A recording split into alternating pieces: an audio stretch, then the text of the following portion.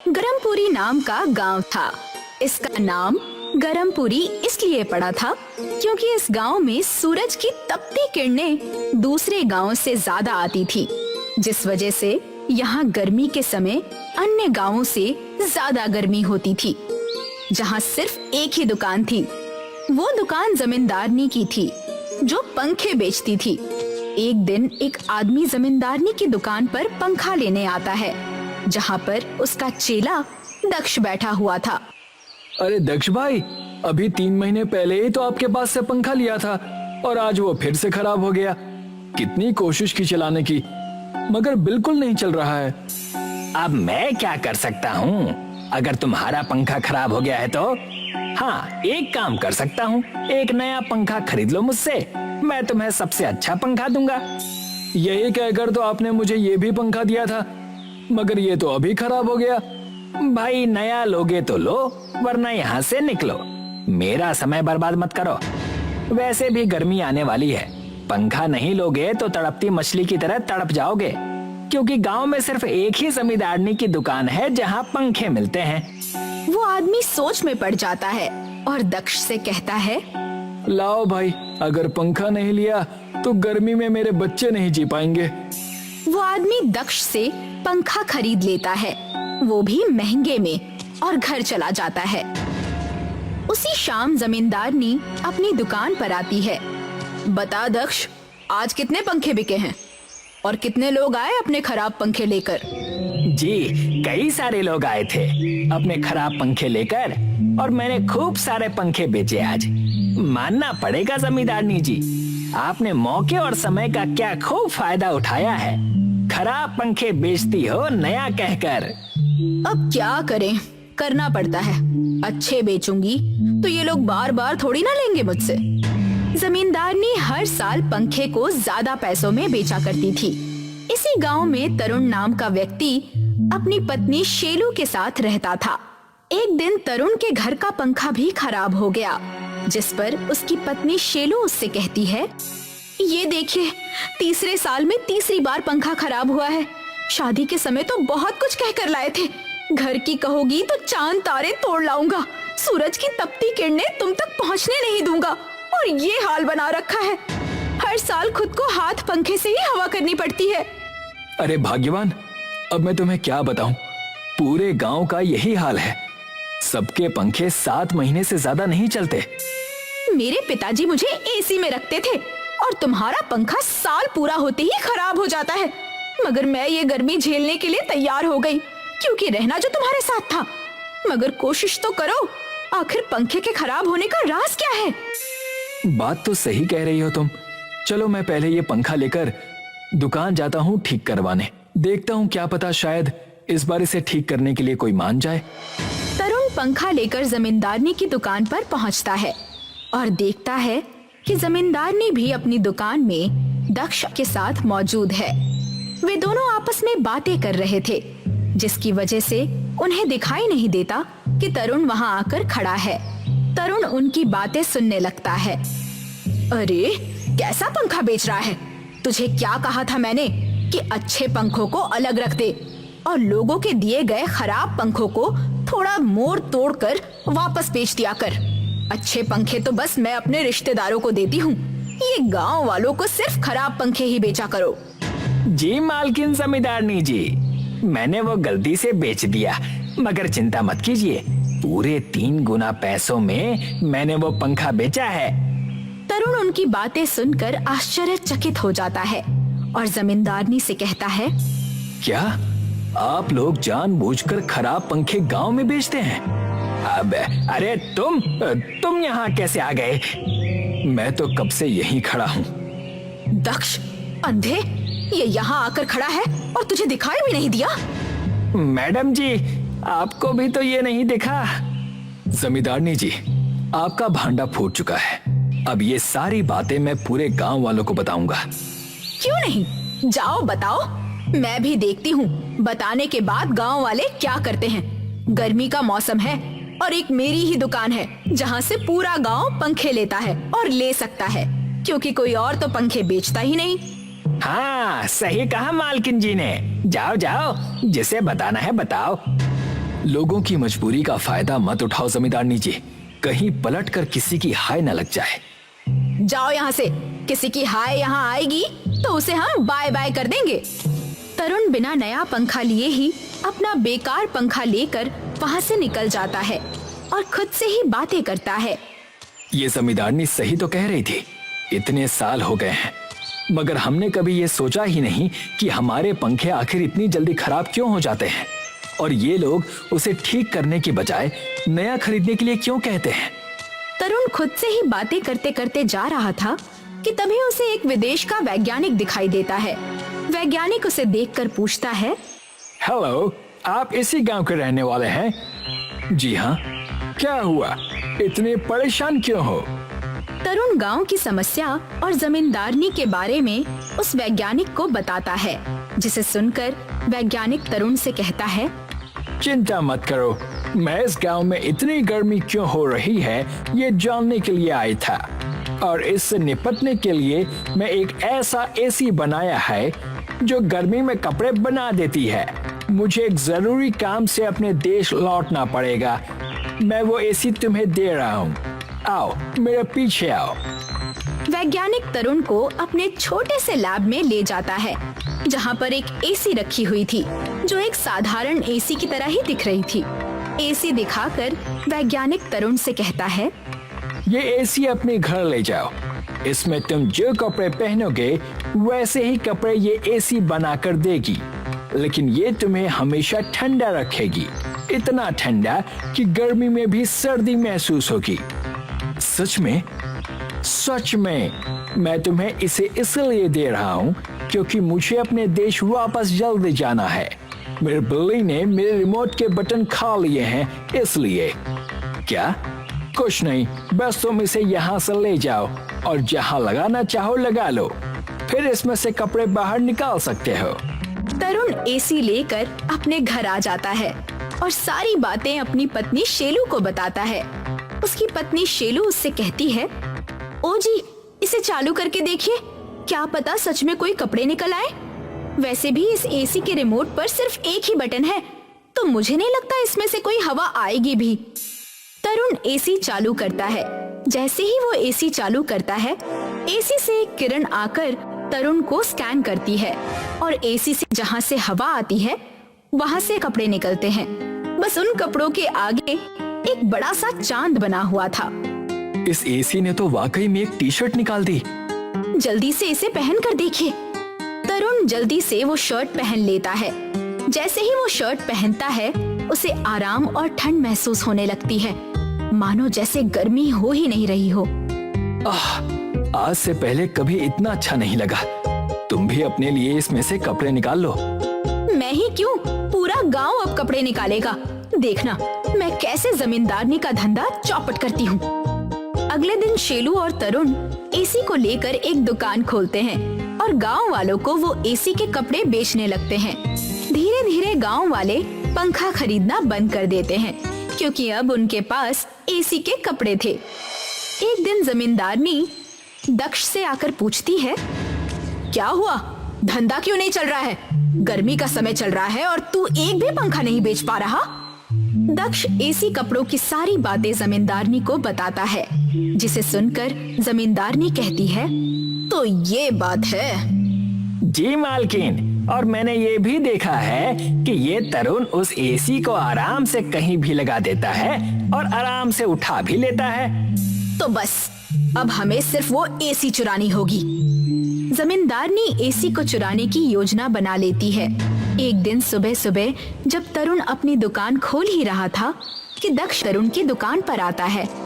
अरे भाई तरुण, तुम्हारी पत्नी शेलू का पैर फिसल गया है और वो तुम्हें याद कर रही है। क्या? कैसे? मैं अभी जाता हूँ। तरुण ये खबर सुनकर अपनी पत्नी शेलू के पास जाने लगता है और जमींदारनी वहाँ आ जाती है। वाह, क्या योजना बनाई थी मैंने। वाह, क्या नाटक किया मैंने। मालकिन के साथ रहने का कोई तो फायदा हुआ। चुप, जल्दी अब ये एसी निकाल और चल मेरे घर लेकर। दक्ष एसी निकालने लगता है, मगर वो देखता है कि इस एसी के ऊपर कुछ लिखा हुआ है। मालकिन, इस पर कुछ लिखा हुआ है, एंटी थीफ। कुछ एंटी थेफ्ट लिखा हुआ है। तो मैं क्या करूं? चलो अब इसे जल्दी लेकर निकलो। वे लोग एसी चुरा कर जमींदारनी के घर पहुंचते हैं और एसी को दीवार पर लगा देते हैं। मालकिन चालू करें? बिल्कुल, चालू किया जाए। दक्ष एसी चालू करता है। उसमें हूबहू उनके जैसे दिखने वाले कपड़े होते हैं, मगर इस बार चांद की जगह उसमें सूरज लगा हुआ होता है। जमींदारनी और दक्ष दोनों ही नए एसी के कपड़े पहन लेते हैं, मगर उन्हें ठंड के बजाय गर्मी लगने लगती है। अरे, इसमें तो बहुत गर्मी लग रही है। रुको, मैं ये कपड़े उतार कर आती हूँ। मालकिन, ये कपड़े नहीं निकल रहे, ये अटक गए हैं हम पर। ये एंटी थेफ्ट की वजह से हुआ है। अब हमें इसे वापस तरुण को देना होगा। दोनों एसी लेकर तरुण की दुकान पहुंचते हैं और सारी बातें बताते हैं।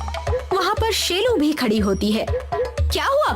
लूट कर दिल नहीं भरा तो झूठ और चोरी पर उतर आए आप लोग? नहीं, हम आपको माफ नहीं करेंगे। बेटा, माफ कर दे, बहुत गर्मी हो रही है। सिर्फ एक शर्त पर हम आपको माफ करेंगे। मैं सब मानने को तैयार हूँ। गांव को सारे अच्छे पंखे दे दो और गांव छोड़कर चली जाओ और कभी वापस मत आना। ठीक है, मंजूर है। तरुण दोनों को माफ कर देता है। ये कहानी सतना गांव की है, जहां बद्री नारायण ने एक समय बिजली के पेड़ की स्थापना की थी। उस वक्त वृक्ष देवता आकर सतना गांव में बिजली का पेड़ और बिजली का वरदान देकर चले गए थे। उस गांव में वरुण और उसके कई सारे साथी भी रहा करते थे। गांव से बिजली की समस्या तो दूर हो गई थी, लेकिन गुड्डू और उसकी पत्नी आर्थिक समस्या से गुजर रहे थे। सतना गांव में गर्मी का कहर बहुत बढ़ चुका था। गांव के नदी, तालाब सब कुछ सूख चुके थे। इतनी गर्मी है गांव में कि कुछ समझ ही नहीं आ रहा। पंखा भी गर्म हवा दे रहा है। अब क्या करें जी? मुझे तो ऐसा लग रहा है कि जैसे सूर्य देव हमारे गांव के आसपास ही हैं। इतनी गर्मी कैसे झेलेंगे हम? चलो, मुझे अब बहुत सारे काम करने हैं और कल सुबह मटके और मिट्टी की मूर्तियाँ बेचने जाना है। गुड्डू रात भर जागकर मिट्टी की मूर्ति और मिट्टी के कई सारे सामान बनाता है और अगले दिन उन्हें बेचने बाजार जाता है। सुबह से इस तपती धूप में खड़ा हूँ, ना कोई मटका बिका है और ना कोई मूर्ति। गुड्डू पूरी दोपहर वहीं खड़ा था, लेकिन उसका मिट्टी का एक भी सामान नहीं बिका और वो थक हार कर घर की तरफ जाने लगा। तभी वहाँ पर उसे बद्री नारायण पंडित जी मिले। गुड्डू, कहाँ से आ रहे हो? और ये क्या, बड़े थके थके लग रहे हो, क्या बात है? क्या बताऊं पंडित जी, मेरी दशा बहुत खराब हो गई है। ना कोई मटका बिका है और ना ही कोई मिट्टी के खिलौने। मैं तुम्हारी दशा बिल्कुल समझ रहा हूँ, लेकिन हमारे पास कोई और चारा भी तो नहीं है। आज आकर तुम हमारे घर से खाना ले जाना। ये एहसान मैं कभी नहीं भूलूंगा। उस रात तो गुड्डू बद्री नारायण पंडित जी के यहाँ से खाना लाकर अपनी पत्नी के साथ मिलकर खा लेता है। आज तो हमने पंडित जी के यहाँ से खाना खा लिया, लेकिन हम कल क्या करेंगे? आप कल की चिंता मत कीजिए। मैं कल भी अपने मिट्टी के सामान लेकर बाजार जाऊंगा। तुम अपना ख्याल रखना। गुड्डू दूसरे दिन भी अपना सामान लेकर बाजार की तरफ जाता है। ये मेरा आखिरी दिन है। मैं इन मिट्टी के बर्तनों को यहीं फेंक दूंगा। गुड्डू अपने मिट्टी के बर्तनों को फेंकने के लिए निकल पड़ता है। उतने में ही वहाँ पर एक व्यक्ति एक बड़े से ठेले पर कंबल लपेटकर गुड्डू को दिखाई देता है। इतनी गर्मी में ये आदमी भागता हुआ कहाँ से आ रहा है? और ये तो हमारे गांव का वरुण है, जो बिजली के तार बेचते हुए पकड़ा गया था। गुड्डू, गुड्डू, गुड्डू! अच्छा हुआ तुम यहीं मिल गए। इस ठेले पर एसी रखा हुआ है। लेकिन इसमें चोरी करने की क्या जरूरत थी? तुम इसे खरीद कर लाते। मैं कह रहा हूँ ना, इससे हमें कोई नुकसान नहीं है, बल्कि हमें इसका अच्छे काम के लिए उपयोग करना चाहिए। वरुण उस एसी को गुड्डू के पास ही छोड़कर चला जाता है, पर गुड्डू उस एसी को देखकर सोचने लगता है। ये एसी कुछ अजीब सा लग रहा है। इसे अपने गांव लेकर जाता हूँ। वहाँ लेकर जाने से कम गांव वाले देखेंगे तो सही कि एसी किस चिड़िया का नाम है। वरुण उस खराब एसी को अपने गांव ले जाता है और उसी बिजली के पेड़ के पास रख देता है। एसी रखते ही सारे गांव वाले वहीं इकट्ठा हो जाते हैं और गुड्डू से पूछने लगते हैं। अरे गुड्डू बेटा, ये क्या लेकर आ रहे हो? बड़ी अनोखी चीज लेकर आए हो गांव में। ये करता क्या है? ये एक एसी है। इसे घर में लगाने से ठंडक आती है। अगर ऐसा है तो इसे इस पेड़ पर लगा दो, गांव में भी ठंडक आ जाएगी। फिलहाल तो ये खराब है, इसे घर जाकर बनाने की कोशिश करता हूँ। गुड्डू उस खराब एसी को अपने घर ले गया और उसे बनाने की कोशिश करने लगा। देर रात हो चुकी थी। अचानक वो एसी रोशनी से चमक उठा और उसमें से तेज रोशनी आ गई। उस चमकती हुई एसी को लेकर वो उसी बिजली के पेड़ के पास जाता है। अरे देखो, ये एसी चमक रही है। इसे कुछ हो गया है। आ जाओ, सब कोई आ जाओ। सारे गांव वाले उसी बिजली के पेड़ के पास जमा हुए और देखा कि वहाँ गुड्डू उस चमकते हुए एसी को लेकर खड़ा है। गुड्डू उन्हें सारी बातें बताता है। तब बद्री नारायण पंडित जी ये बात सुनकर कहते हैं, ये कोई चिंता की बात नहीं है। ये जरूर प्रकृति देवता हमसे कुछ कहना चाहते हैं। फिर वही अंधविश्वास की बातें। वरुण के इतना कहते ही बिजली का पेड़ चमकने लगता है और वृक्ष देवता प्रकट होकर कहते हैं, इस चमत्कारी एसी से पूरे गांव में पानी की समस्या दूर हो जाएगी।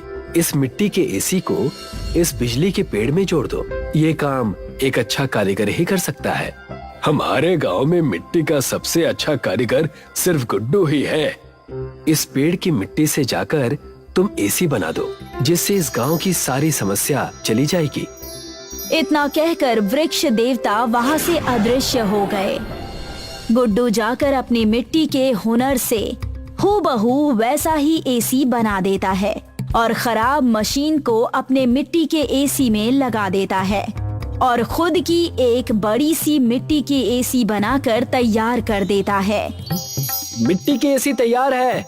भगवान के कहने मुताबिक बिजली के पेड़ में लगा दिया है। क्या पता कुछ अनोखा हो जाए। गुड्डू मिट्टी का एसी उस बिजली के पेड़ में लगा देता है। अब देखना, मेरे प्रभु की कृपा देखना। इस मिट्टी के एसी से हमारे गांव में सारी समस्या ठीक हो जाएगी।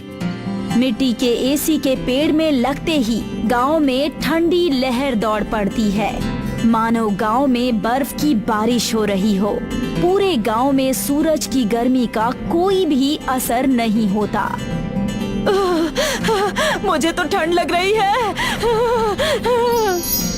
मेरे दांत कटकटा रहे हैं।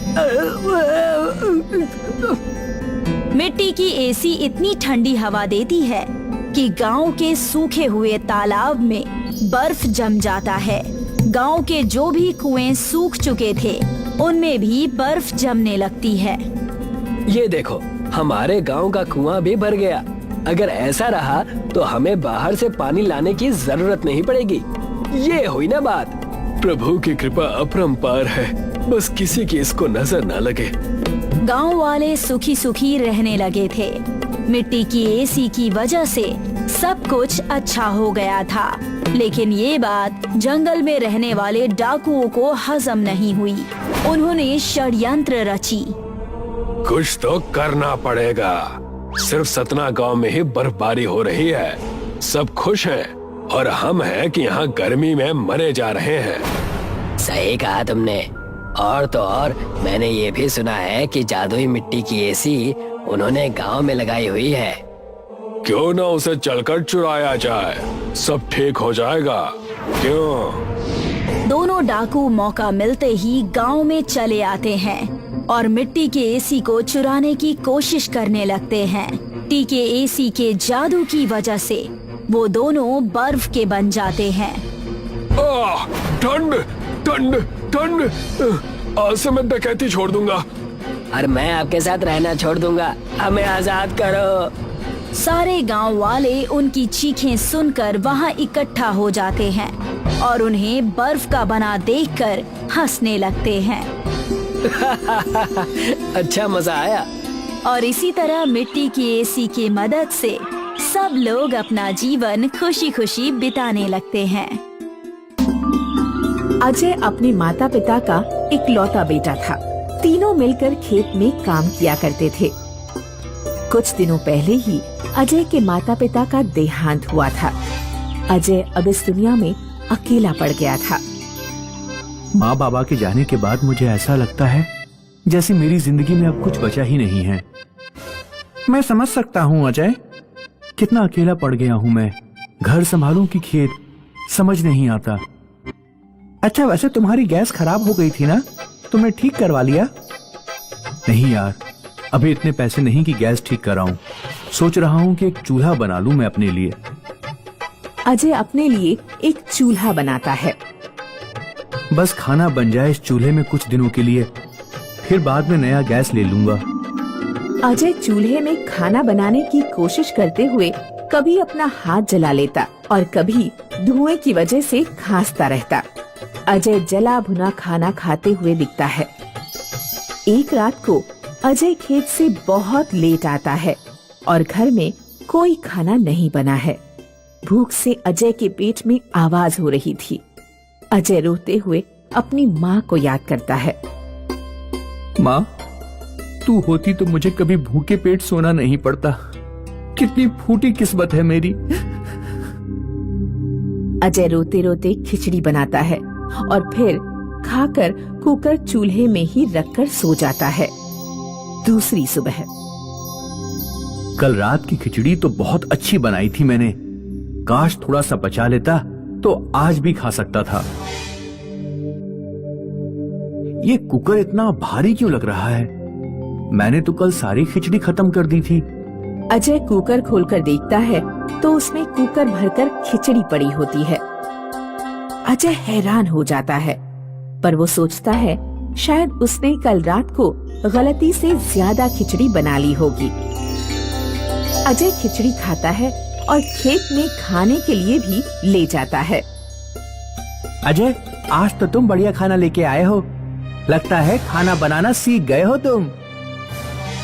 उस रात को अजय रोटी और सब्जियां बनाता है। सब्जी की कढ़ाई चूल्हे में ही रखी होती है। अजय खाना खाने के बाद जब कढ़ाई चूल्हे से उतारता है तो कढ़ाई फिर से सब्जी से भरी हुई है। आज तो मैंने इतनी सब्जियां बनाई ही नहीं थी। दूसरी सुबह अजय दाल बनाता है और बची हुई दाल गांव वालों में बांट देता है। अजय, मैं क्या सुन रहा हूँ? तुम गांव वालों में हर रोज खाना बांटते हो? कुछ दिनों पहले तो तुम्हारे पास गैस भरने के भी पैसे नहीं थे। एक राज की बात बताऊं? चलो मेरे घर।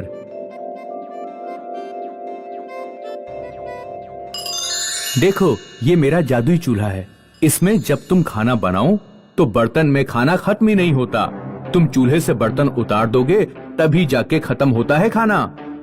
ये तो बहुत अच्छी बात है, पर तुम गांव वालों को फ्री में खाना क्यों दे रहे हो? तुम इसके पैसे चार्ज कर सकते हो। माला माल बन जाओगे तुम। नहीं जय, मुझे माला माल नहीं बनना। इस चूल्हे ने मेरे बहुत बुरे वक्त में मेरी मदद की है।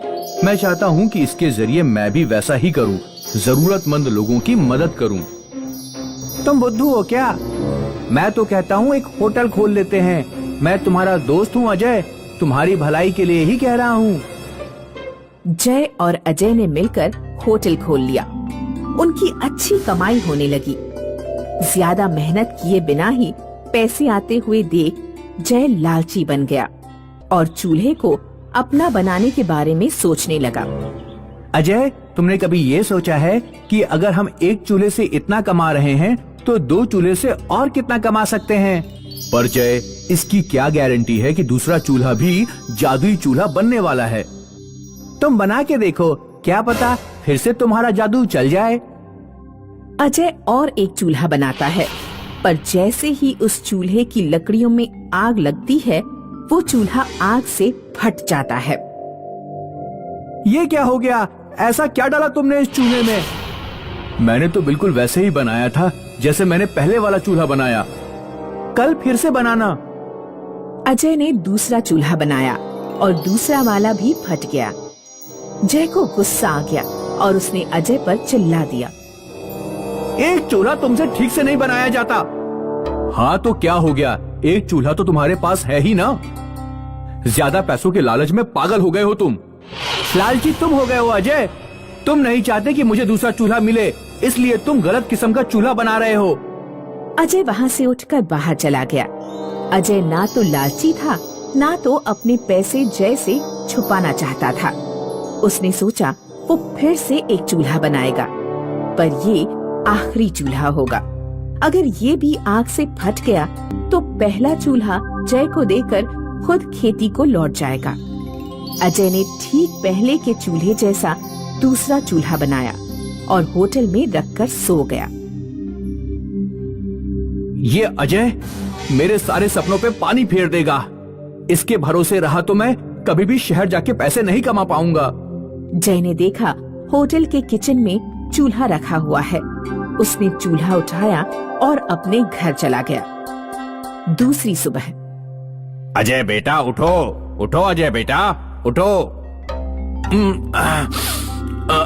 हाँ क्या हुआ? जय गांव छोड़कर भाग गया है। क्या? जय का पूरा घर खाली है। वो अपना बोरिया बिस्तर बंद करके शहर की तरफ जाते हुए दिखा था, लोगों ने बताया।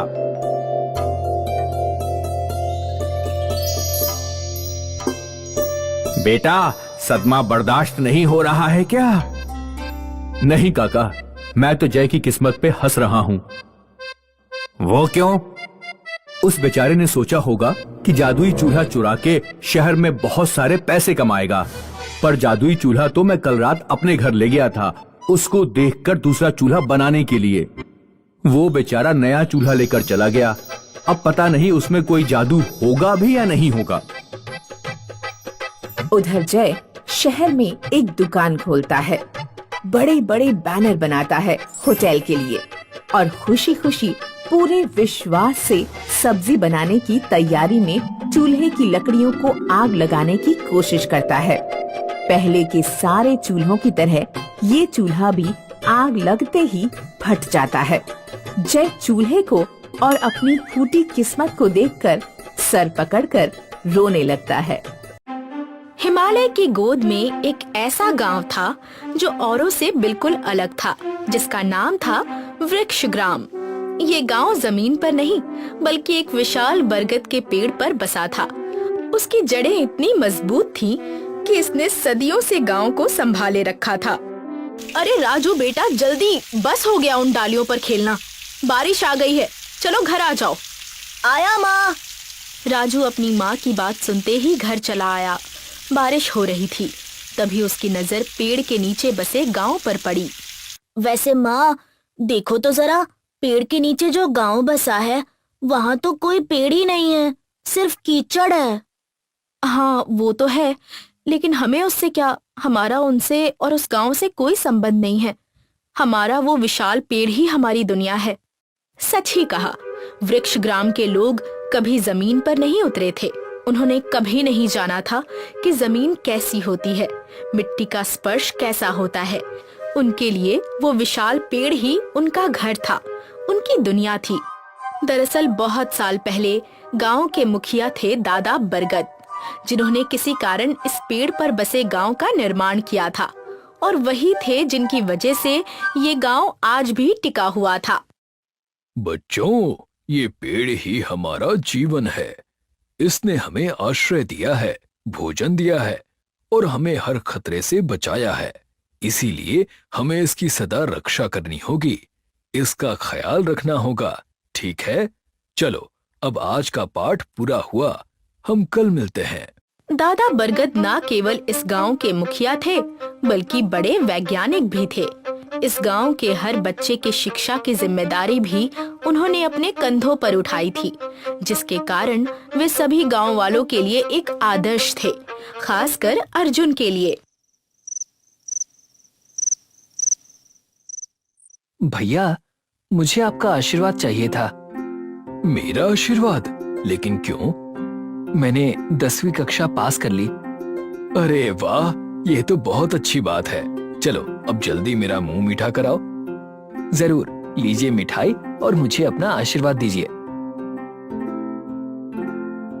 मेरा आशीर्वाद तो सदा ही तुम्हारे साथ है बेटा, ऐसे ही आगे बढ़ते रहो। जी भैया। वैसे अर्जुन, तुम्हारा वो नया खाद का अनुसंधान पूरा हुआ कि नहीं? बस अब पूरा होने ही वाला है। वाह, ये भी अच्छी बात है। एक बार तुम्हारा खाद का अनुसंधान हो गया तो समझो मेरी चिंता मिट गई। उस खाद के कारण हमारा ये पेड़ और भी मजबूत होगा और अमर हो जाएगा। जी जरूर भैया, और सिर्फ हमारा पेड़ ही नहीं, बाकी भी। हम उस खाद से और भी नए मजबूत पेड़ उगा पाएंगे। मैं तो सोच रहा हूँ कि एक बार मेरा अनुसंधान पूरा हो जाने के बाद नीचे बसे गांव में भी ले जाऊं। साल बीत गए लेकिन उस गांव में एक भी पेड़ नहीं है। न जाने बेचारे कैसे रहते होंगे। अर्जुन के मुंह से नीचे बसे गांव की बात सुनकर दादा बरगद एकदम से चिढ़ गए। नहीं, तुम्हारी मेहनत से बना खाद उनके गांव में बिल्कुल नहीं जाएगा। लेकिन क्यों? मुझसे सवाल मत पूछो, बस जितना कहा है उतना करो। हमारा उन लोगों से और उस गांव से कोई संबंध नहीं है, समझे तुम? अजीब बात थी, अर्जुन ने पहली बार दादा बरगद को इतना चिढ़ते हुए देखा था, वरना तो वे बहुत शांत और संयमी स्वभाव के थे। लेकिन ना जाने क्यों वो नीचे बसे गांव की बात सुनते ही मुंह फेर लेते थे। आखिर भैया को हुआ क्या था? इस तरह से गुस्सा तो वो कभी नहीं करते। खैर छोड़ो, होगी कोई बात। अर्जुन सोचते सोचते सो गया। तभी अचानक जोर से बारिश होने लगी, इतनी तेज कि तूफान आ सकता था। अरे, इतनी तेज बारिश! अर्जुन को चिंता होने लगी। उसने खिड़की से नीचे वाले गांव की ओर नजर डाली। पूरे गांव में पानी भर गया था, कीचड़ का पानी। लोग घबराए हुए थे। उसने देखा कि वहां के लोग पेड़ की ओर आ रहे थे। कुछ तो धीरे धीरे पेड़ की सीढ़ियों से ऊपर भी चढ़ रहे थे। अरे ये क्या? ये लोग तो ऊपर आ रहे हैं। मुझे गांव का द्वार खोलना होगा। अर्जुन दौड़ते हुए गांव के द्वार पर पहुंचा। उसने द्वार खोलना चाहा, लेकिन तभी रुक जाओ, ये तुम क्या कर रहे हो? भैया, बारिश की वजह से नीचे बसे गांव के लोग मुश्किल में हैं। डर के मारे वो हमारे इस गांव में आ रहे हैं, इसीलिए द्वार खोल रहा हूँ। कोई जरूरत नहीं है, उन्हें वैसे ही तड़पने दो। क्या? तड़पने दूं? ये आप क्या कह रहे हैं? वही जो तुमने सुना, द्वार खोलने की जरूरत नहीं है। लेकिन क्यों? आखिर आपको हुआ क्या है? बारिश बढ़ती जा रही है, तूफान आ सकता है। उन लोगों को हमारी मदद की जरूरत है और आप हैं कि उन्हें मदद देने को तैयार ही नहीं है। क्योंकि वो लोग इसके लायक नहीं हैं। लायक नहीं है? लेकिन क्यों? क्योंकि उन्हें पेड़ की कद्र नहीं है। बहुत सालों पहले की बात है। मेरे पिताजी बड़े वैज्ञानिक थे। उन्हें पशु पक्षियों और पेड़ों से बहुत लगाव था। लेकिन एक दिन गांव में नई सड़क बनाने की लोगों ने मांग की, किंतु मेरे पापा ने इसका सख्त विरोध किया, क्योंकि अगर सड़क बनती तो उसके लिए बहुत सारे पेड़ काटने पड़ते। फिर क्या हुआ? मेरे पिताजी ने भरपूर विरोध किया, लेकिन बजाय उनकी मदद करने के गांव वालों ने उनका मजाक उड़ाना शुरू कर दिया। उन्हें अनदेखा करने लगे, जिसके कारण मेरे पिताजी अकेले पड़ गए और गांव वालों ने जो करना था वो कर ही दिया। उन्होंने मेरे पापा की आंखों के सामने सारे के सारे पेड़ काट डाले, जिसके कारण ना जाने कितने पशु पक्षियों की भी मौत हो गई। मेरे पिताजी ये सब सहन नहीं कर पाए। उन्हें प्रकृति से बहुत प्रेम था और उनकी आंखों के सामने ही उन्होंने उसे बर्बाद होते देख लिया। बहुत दुखी थे वो, अत्यधिक पीड़ा में थे, जिसके कारण मेरे पिताजी चल बसे। क्या? चल बसे? हाँ, तब मैंने ठान लिया था कि जब मैं बड़ा हो जाऊंगा तो ऐसा आविष्कार करूंगा जिससे किसी भी पेड़ की कभी मृत्यु ना हो, ना ही कोई उसे तोड़ सके और ना ही कोई उसे उखाड़ सके। मैं बड़ा हुआ, पिताजी के किए गए आविष्कार को समझने लगा और उसमें अपने अनुसार बदलाव करके मैंने ये पेड़ खड़ा किया और फिर एक नई दुनिया बसा ली। ये तो काफी भयानक है। आप पर क्या बीती होगी मैं समझ सकता हूँ। इसीलिए कह रहा हूँ, उन लोगों को यहाँ मत लाओ, वरना वो लोग इसे भी बर्बाद कर देंगे। आपका डर मैं समझता हूँ भैया, लेकिन आप ही सोचिए, उन्हें मदद की जरूरत है। हो ना हो ये पेड़ आपके लोगों का घर बना, उनका जीवन समृद्ध हो सकता है और आप ही भविष्य के डर की वजह से इतने लोगों का जीवन खतरे में डाल रहे हैं। ये तो सही नहीं है ना। अगर आपके पिताजी यहाँ होते तो वो ये कभी नहीं करते।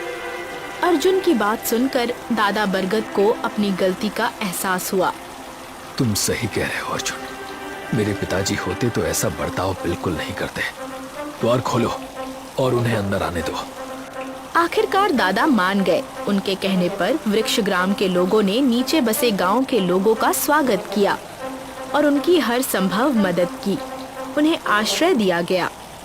चलो, अच्छा हुआ, सब गांव वाले अब सुरक्षित हैं और ये सब तुम्हारे कारण हुआ है अर्जुन। मेरे नहीं, आपके संस्कारों के कारण।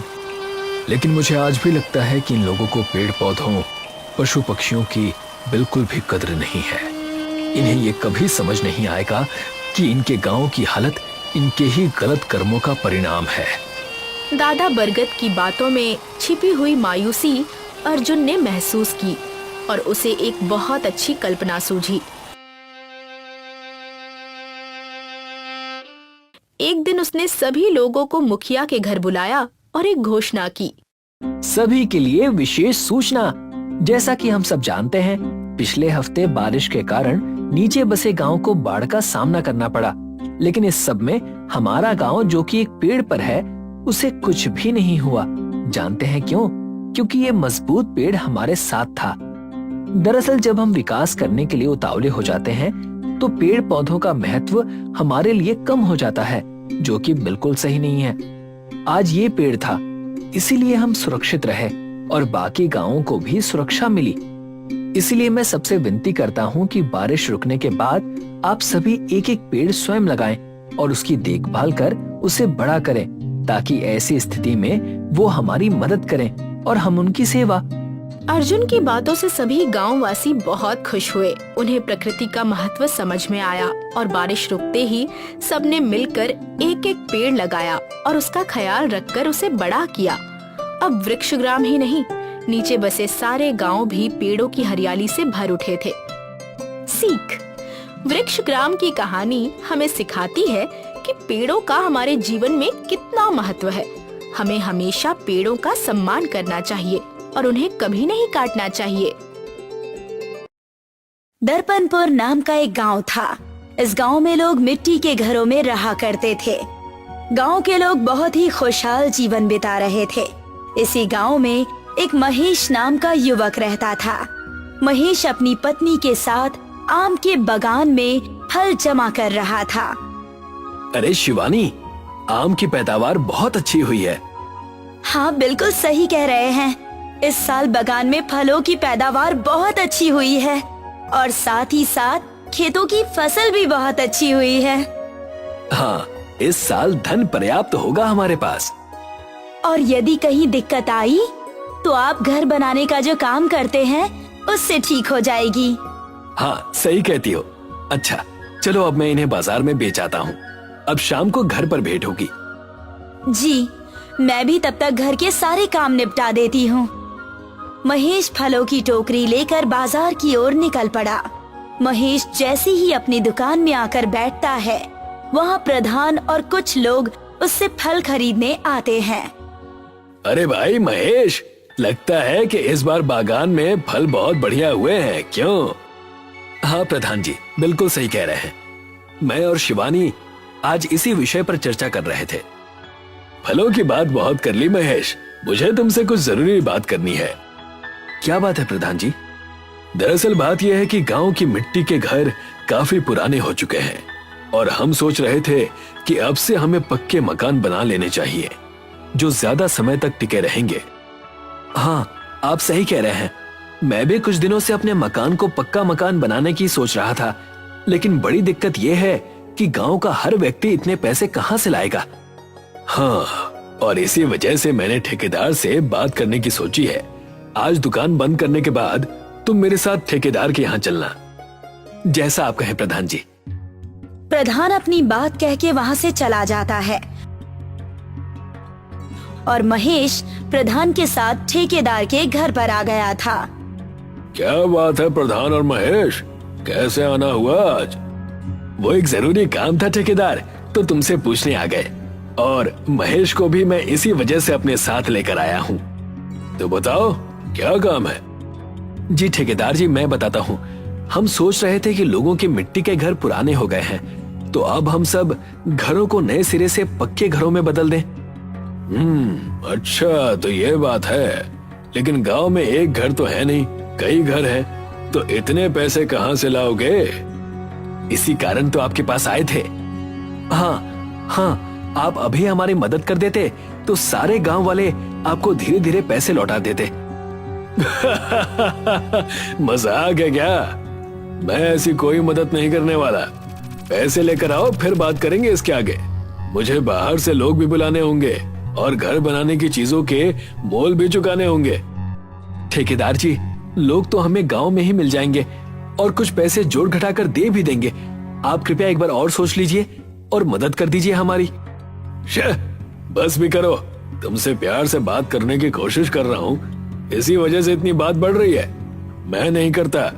पैसे लाओगे तब काम होगा, वरना नहीं। अब जाओ। एक बार सोच तो लीजिए ठेकेदार जी, कोई तो मार्ग होगा। लोग त्रस्त हो जाएंगे आने वाली बारिश से, हमें उनकी कुछ तो मदद करनी होगी ना। हाँ, सही कह रहे हो कि लोग त्रस्त हो जाएंगे, और अगर उन्हें इतनी ही दिक्कत है तो सबसे कहो कि अपने पास से मुझे 1-1 बीघा जमीन मुझे दे दे। क्या कहते हो? महेश, चलो चलते हैं। मुझे अंदेशा था कि ऐसा ही जवाब मिलेगा, पर मैंने फिर भी कोशिश करने की सोची और तुम्हें भी ये सब देखना पड़ गया। पर प्रधान जी। प्रधान महेश को इशारा करता है और महेश अपने शब्दों को पीसकर पी जाता है। ठेकेदार की बात सुनकर महेश निराश होकर अपने घर लौट आता है। शिवानी उसके चेहरे पर ये निराशा देखकर उससे पूछती है, अरे जी, क्या हुआ? आखिर बात क्या है? कुछ नहीं शिवानी, बस ये ठेकेदार की बात सुनकर मुझे बहुत दुख हुआ। ऐसा क्या कह दिया उन्होंने?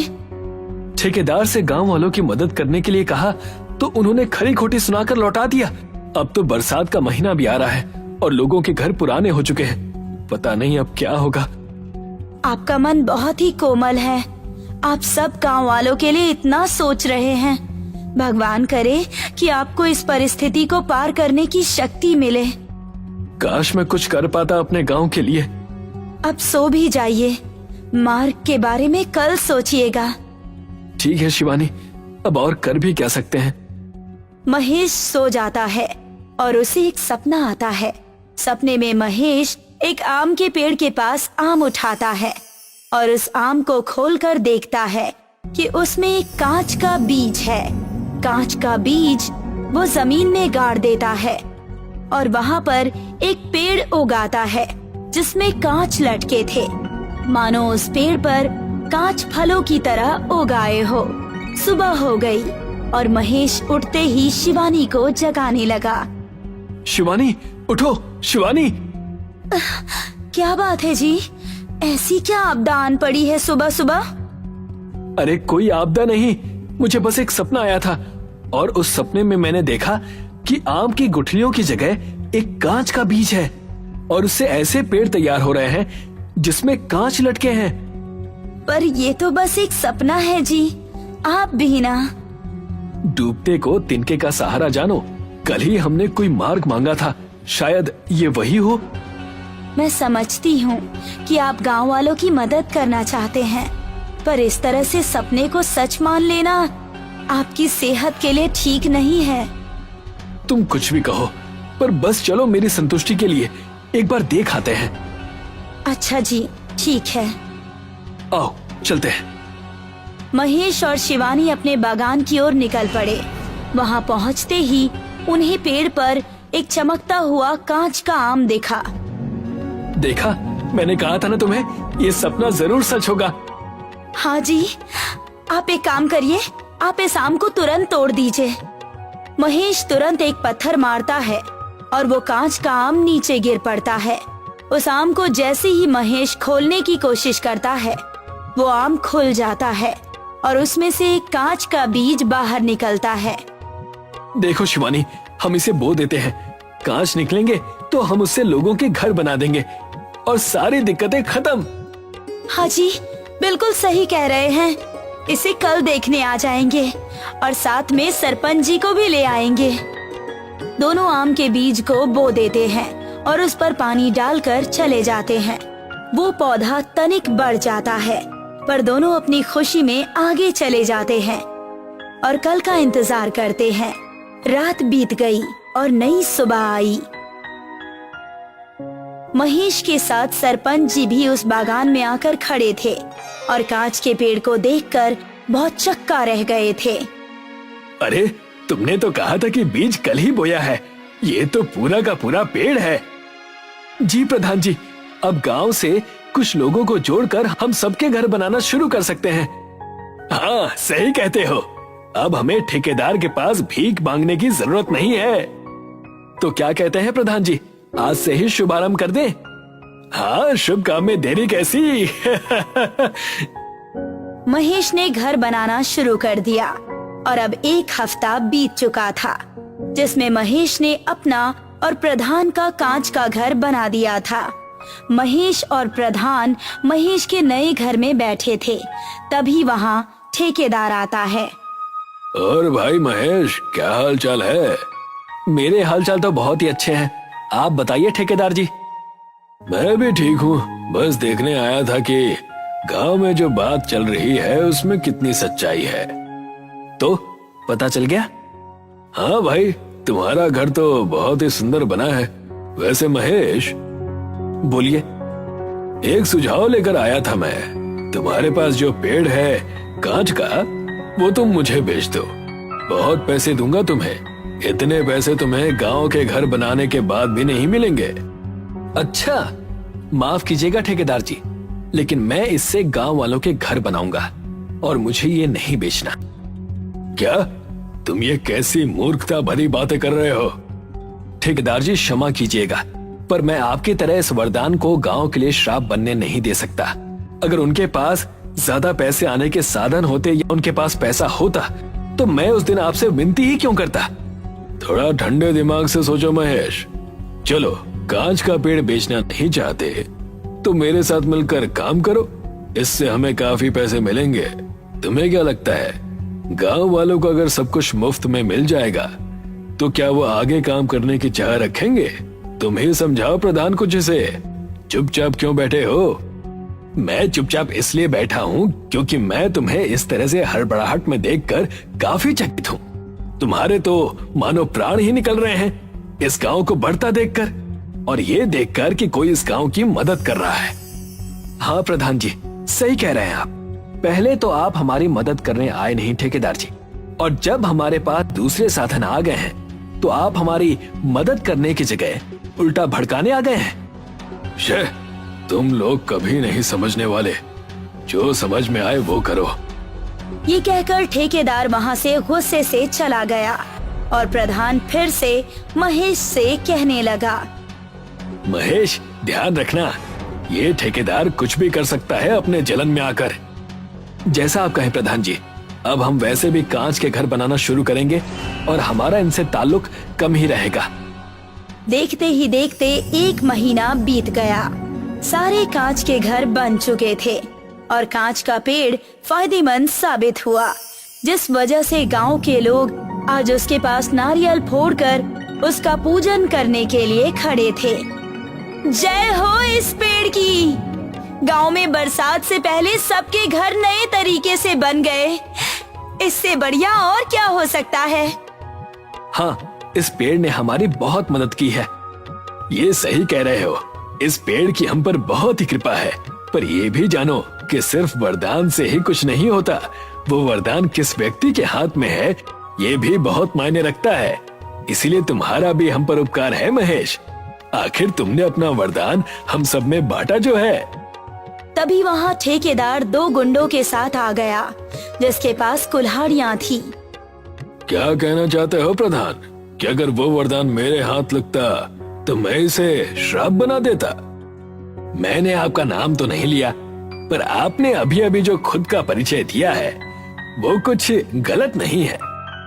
ये कुल्हाड़ी लेकर इन 2 लफंगों के साथ आप यहाँ क्या कर रहे हैं? बहुत बोलता है, आप कहे तो उड़ा दो ठेकेदार जी। अरे नहीं नहीं भैया, हम तो बस यहाँ इस पेड़ को काटने आए थे, और अगर कोई बीच में ना आए तो हाथापाई नहीं होगी। जैसा आप कहें ठेकेदार जी। ठेकेदार और गुंडे जोर से उस पेड़ पर कुल्हाड़ी मारने लगे और बाकी सब डर कर पीछे हट गए। अचानक चारों तरफ से कांच की दीवारों ने उन्हें कैद कर लिया। बचाओ बचाओ। अरे ये कांच की दीवारों पर हाथ पीट पीट कर क्या कर रहे हैं ठेकेदार जी? पता नहीं भैया, पर आनंद बड़ा आ रहा है। इसी तरह कांच के पेड़ ने फिर से एक बार गांव को बचा लिया और सब ठहाके लगाकर खुशी खुशी अपने कांच के घरों में रहने लगे।